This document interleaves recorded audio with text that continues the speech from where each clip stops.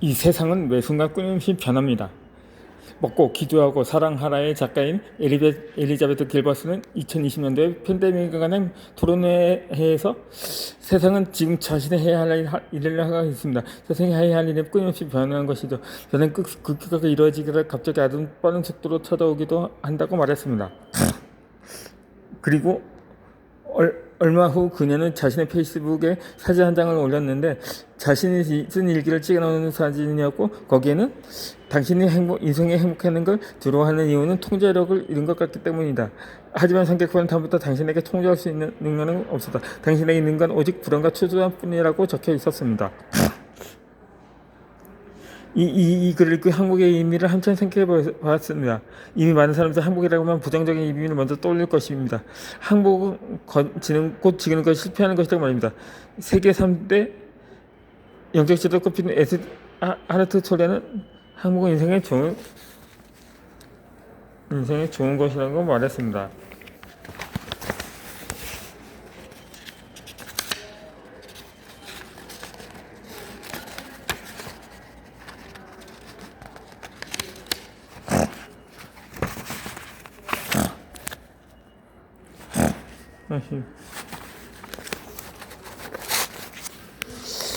자신의 복합성을 찾으시기 바랍니다.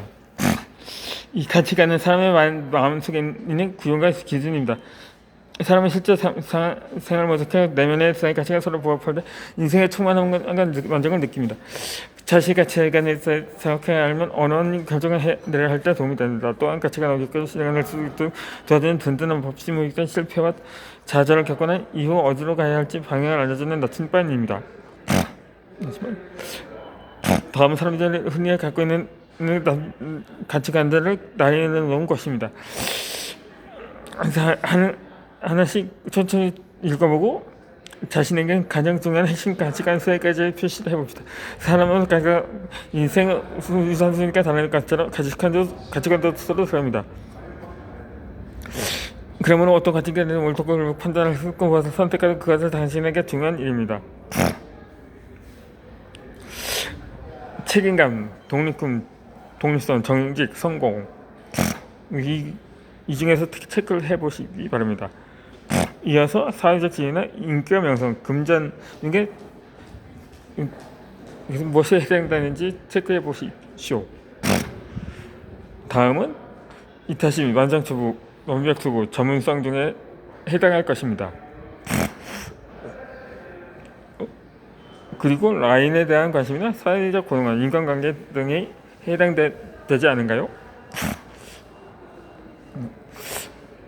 건강, 성실, 겸손, 용기, 창의력, 호기심, 정의, 자유, 경제적 안정, 자유, 우정, 감사, 배움과 성장, 안정된 직업, 즐거움, 리더십, 사랑, 열정, 변화, 열린 마음가짐, 여행, 야심과 권력, 물질적인 만족, 안정, 쾌적, 기타 등의 이 중에 해당되는 문항에 체크를 해보시기 바랍니다. 이 가치관에 부합하는 인생을 사시기 바랍니다. 이 브레네 브라운 교수는 리더의 용기라는 책에서 가치관의 중요성에 대해 설명합니다. 이 브라운 교수는 자신의 가치관이 무엇인지 말할 수 있는 사람은 많지만 가치관은 실제로 행동으로 옮기고 핵심이 가치관에 부합하는 삶을 사는 사람은 소수라고 지적합니다. 이 말하는 건 쉽지만 행동으로 옮긴다는 것은 생각보다 쉽지 않습니다. 나 또한 내 가치관에 따라 행동하기보다는 늘 말에서 그치는 경우가 많았습니다. 내가 선택한 3가지 핵심 가치관은 용기와 인간관계, 배움과 성장입니다. 나는 인생을 용기 있게 살고 싶고 다른 사람들과 진심으로 연결되고 싶고 늘 배우고 성장하는 사람이 되고 싶었습니다.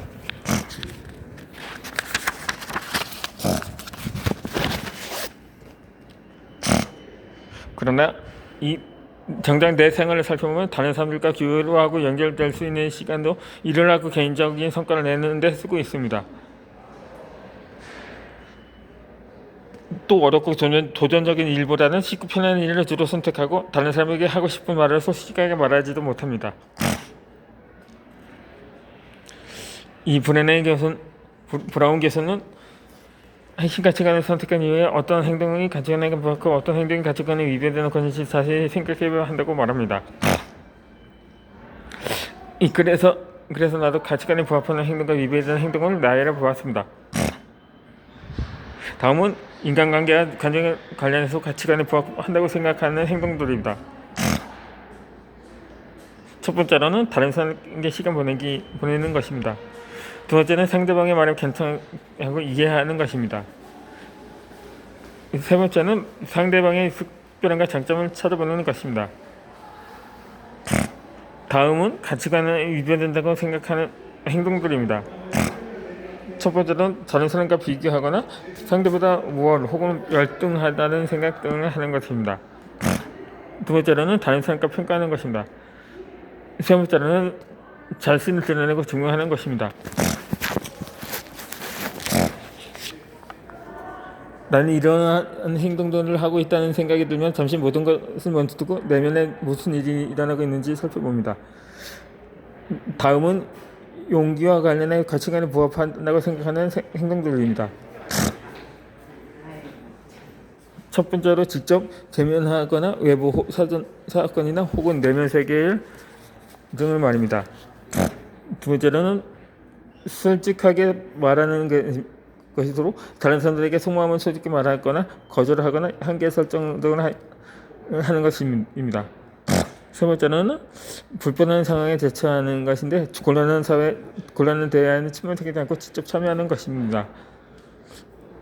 그리고 다음은 용기라는 가치가 위배된다고 생각하는 행동들입니다. 첫 번째는 쉽고 간단한 일을 선택하는 것입니다. 세 번째는 속마음을 솔직하게 이야기하지 않고 다른 사람을 하는 것입니다. 단어입니다. 네.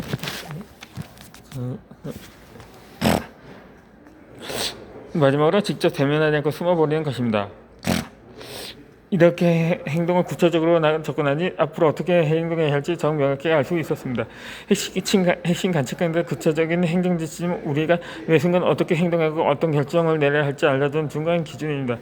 이제 다음 칸에는 당신이 선택한 세 가지 핵심 가치관을 적고 각각의 가치관에 부합하는 행동들은 어떤 것들이 있고 위배되는 행동은 어떤 것들이 있는지 한번 자세히 섞어보시기를 바랍니다. 가치관은 입니다. 또 1위입니다. 가치관에 부합하는 행동이거나 입니다. 가치관에 위협하는 행동은 것들입니다. 가치관 두 번째는 부합하는 행동이거나 가치관 세 번째로 다 한번 열거해 보시기 바랍니다. 이 죽음을 앞둔 사람들이 가장 후회하는 5가지가 있습니다. 이 브루니 웨어는 호주의 작가이던 오랫동안 죽음을 앞둔 환자들을 돌본 간호사입니다. 그는 임종을 앞둔 환자들이 들려는 인생의 후회를 기록해 두었다가 나중에 내가 원하는 삶을 살았다면이라는 책을 썼습니다. 이 죽음을 앞둔 사람들이 후회하는 5가지는 다음과 같습니다. 남들이 원하는 방식이 아니라 내 뜻을 한번 살아본다 걸. 두 번째는 일을 적당히 하고 살 걸. 세 번째는 내 감정을 솔직하게 표현하고 살 걸. 네 번째는 친구들과 계속 연락하며 지낼 걸. 다섯 번째는 더 행복해지려 노력할 걸 등입니다. 삶을 마친 그 순간 앞둔 사람들이 인생을 돌아보며 가장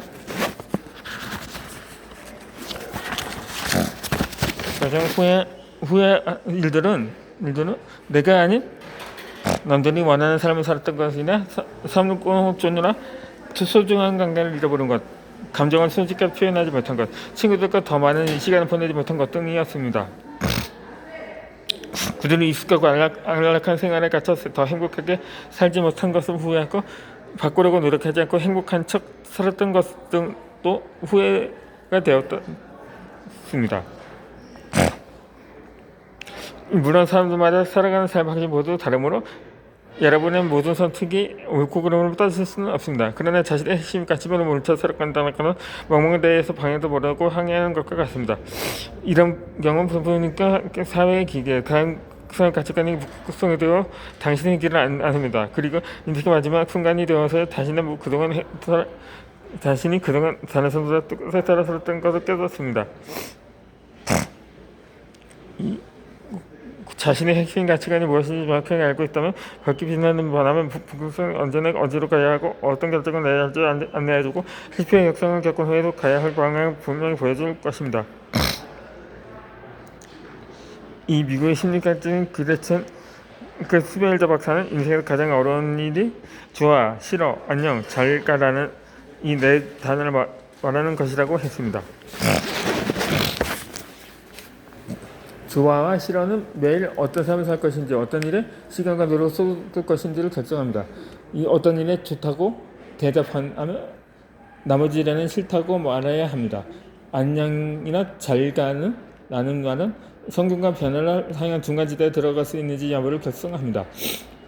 이 새로운 시작을 할 때는 낯선 일에 안녕하고 인사를 건네는 것도 필요하지만 익숙하고 오래된 일에 잘 가라고 인사하면서 부려드는 일도 중요합니다. 사람의 핵심 가치관은 매일 좋다거나 싫다거나 안녕, 잘 가 중에 어떤 단어를 말해야 할지 결정하는 것을 도와줍니다. 인생은 우리가 스스로 통제할 수 없는 일들로 가득하고 아무도 자신의 인생의 시간이 얼마나 남았는지 알지 못합니다. 그러나 남은 인생을 어떻게 살아갈 것인지 스스로 결정할 수가 있습니다. 지난 1년 동안 아침에 침대에서 일어나자마자 새로운 하루를 살게 해주셔서 감사하다는 말을 하는 습관을 길렀습니다. 나는 남은 인생의 핵심 가치관 수업으로 살게 노력할 것입니다. 부디 여러분들도 그런 삶을 살 수 있기를 바랍니다.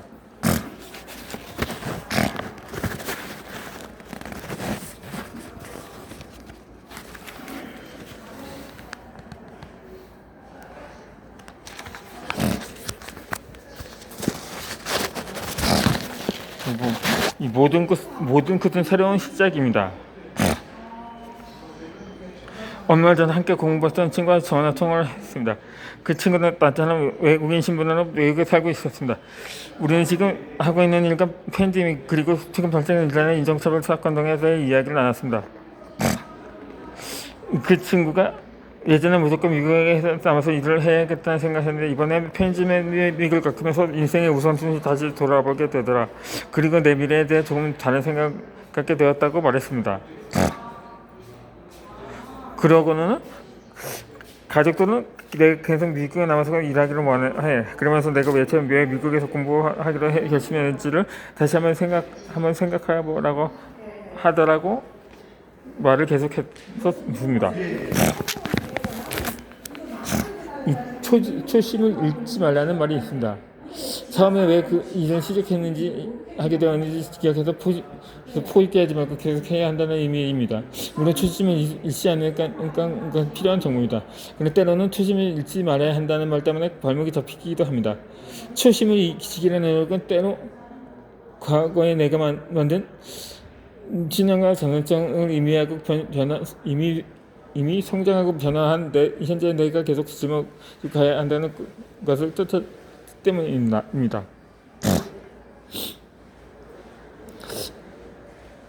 그건 네가 6년 전에 한 결심이라고 말을 했습니다.